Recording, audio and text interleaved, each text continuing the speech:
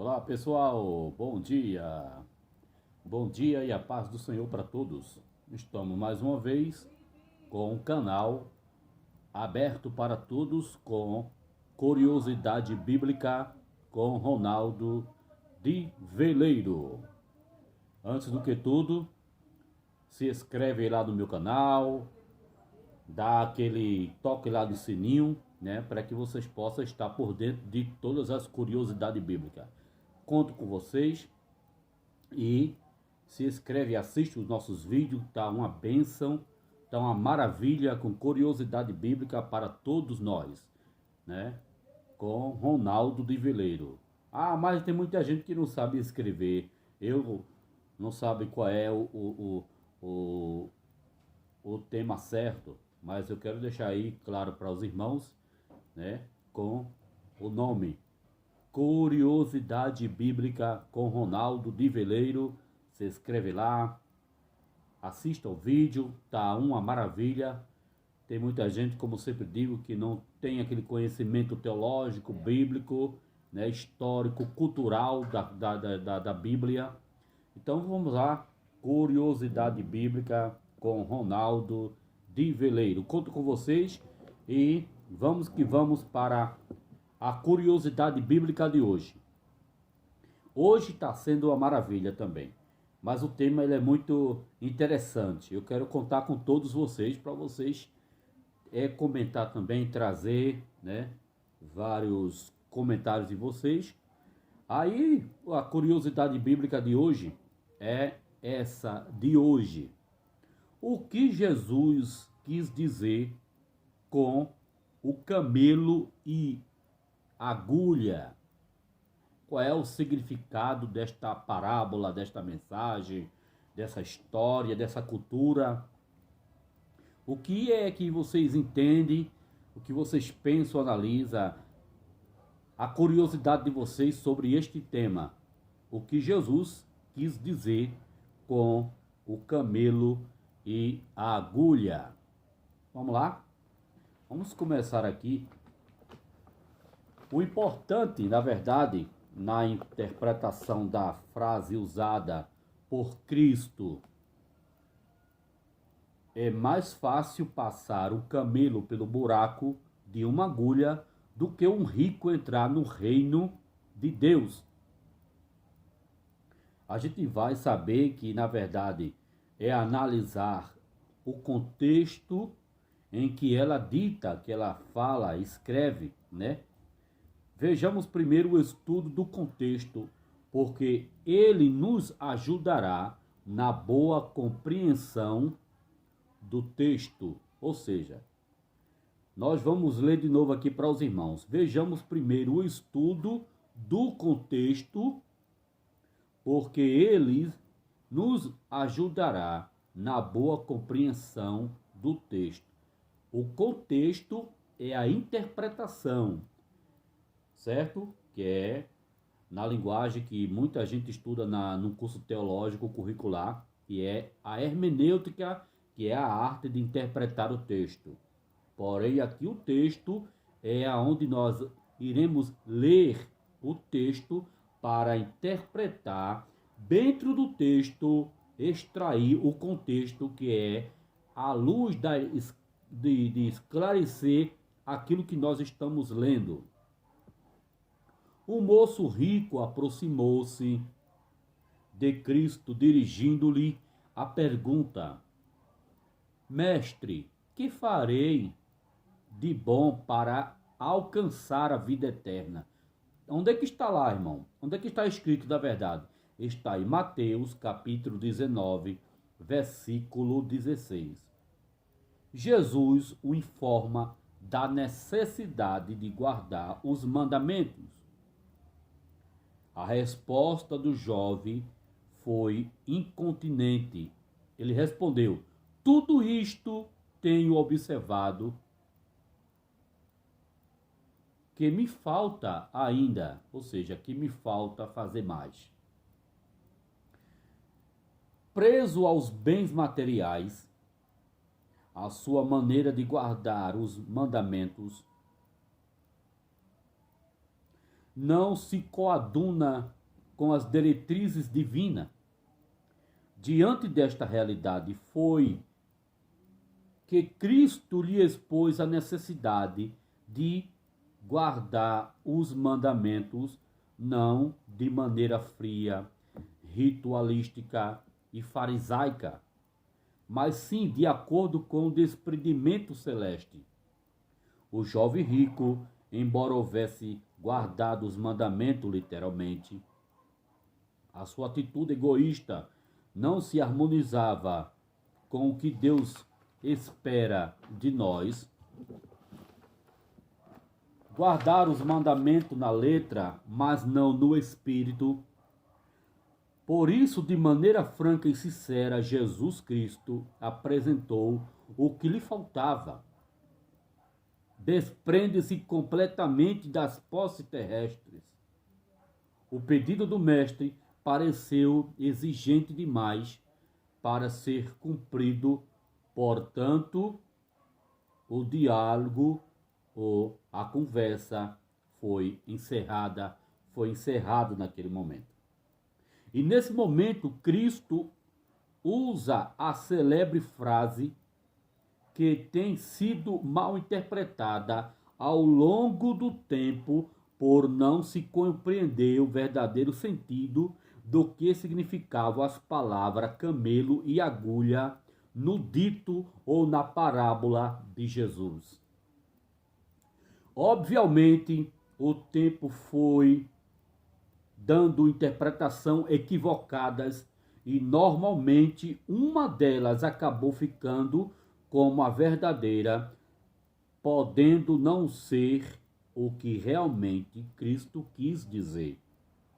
Mas o que Jesus quis dizer com o camelo, com agulha, naquela passagem? A palavra camelo é usada 6 vezes no Novo Testamento. Primeiro, 3 vezes relatando esta ilustração de Mateus capítulo 19, versículo 24, Marcos 10 e 25 e Lucas capítulo 18 e versículo 25. Segundo, 2 vezes com referência às vestes de João Batista, capítulo 3, versículo 4 de Mateus e Marcos capítulo 1, versículo 6. Terceiro, uma crítica de Cristo aos escribas e fariseus. Uma leitura rápida da passagem tem levado muitos à seguinte conclusão: os ricos nunca poderão entrar no reino dos céus, desde que um camelo jamais passará pelo fundo de uma agulha.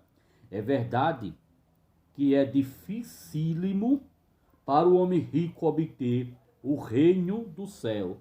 Quando eu digo homem rico, é que muita gente são ricas e não querem conhecer a Cristo e acha que a riqueza dele é o Deus dele, que na verdade não é desta maneira, que Jesus quis ensinar aquele rico. Não porque ele é rico, mas por causa da sua aptitude com as riquezas materiais. O contexto de Mateus 19, 24 não apresenta a impossibilidade da salvação para os ricos, mas apenas as maiores dificuldades que eles terão de vencer. Basta ler o versículo 23 e 20 a 26 de Mateus. Os 3 maiores perigos da riqueza, de acordo com William Barclay, ao comentar capítulo 19 e versículo 24 de Mateus, são estes. Vamos trazer aqui. Primeiro,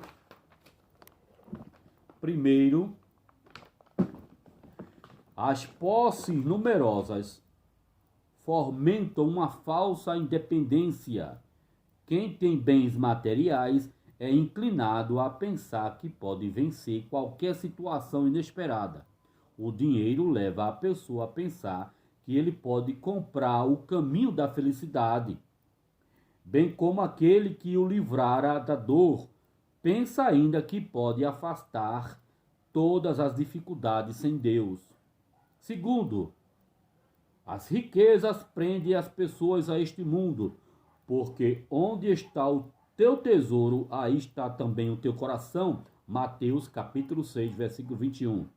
Se tudo o que o homem deseja pertence a este mundo, se todos os seus interesses estão centralizados aqui, nunca pensam em ir ao mundo do além, apegado demasiadamente à terra, e é possível esquecer que há um céu.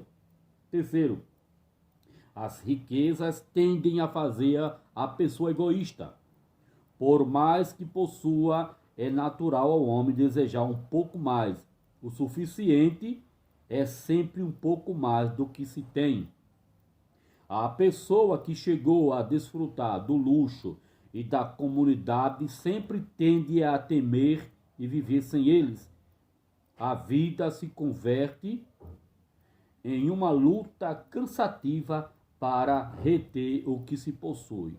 O resultado é que quando o homem enriquece em lugar de sentir o impulso de dar, só o leva a possuir mais e mais em busca da segurança que crê as coisas que lhe possam dar. O perigo das riquezas é que estas levam o homem a esquecer que perde o que retém e ganha aquilo que dá aos outros.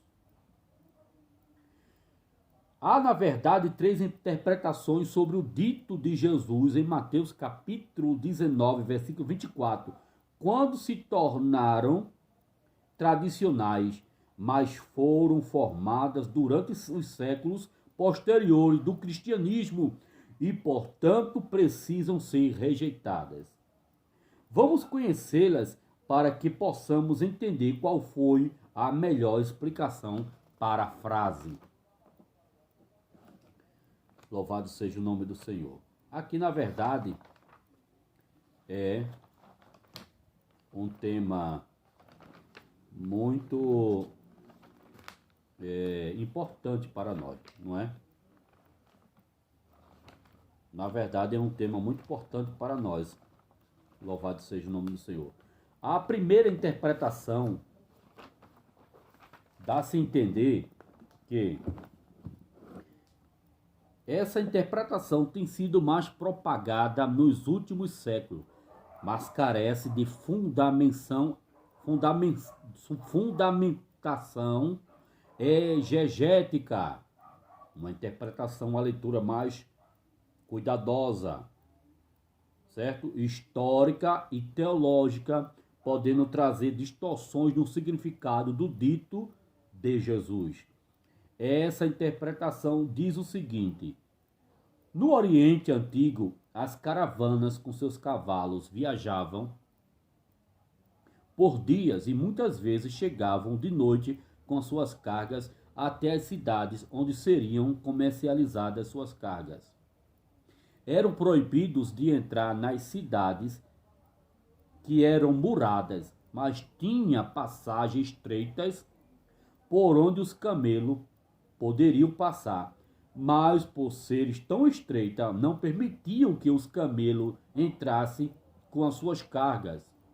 Isso existiria para que eles pudessem beber água, pois muitas vezes andavam dia a dia pelos desertos sem verem uma gota de água, e até os camelos sentem sede. Então seus donos retiravam as cargas de suas costas para que ele pudesse passar de joelho pelos buracos da agulha, que era justamente aquele beco estreito, aquela rua estreita. O comércio precisava ser à luz do dia, pois a fiscalização teria que verificar a natureza da mercadoria e arrecadar os impostos, sendo proibida assim a venda durante a noite. Em analogia a isso, a pessoa poderia ter os bens que fosse para que que fosse que para entrar no céu teria que se despedir ou despir de toda a sua riqueza. Ao se colocar a expressão fundo de uma agulha, como se referindo a um pequeno portão para pedestre em Jerusalém, pelo qual os camelos só poderiam passar de joelho, contrairia-se o verdadeiro sentido do ensino de Jesus. E isso também porque essa teoria não possui nenhuma prova histórica. Como essa teoria tão aceita hoje foi formada? Tomás de Aquino apresenta um comentário sobre Anselmo. Observe a data de 1033 a 1109 depois de Cristo, declarando que este autor afirma que em Jerusalém havia certa porta chamada fundo de uma agulha, pela qual um camelo só passava se estressasse seu joelho, ou seja, se ajoelhasse os joelhos depois de lhe ser retirada toda a carga.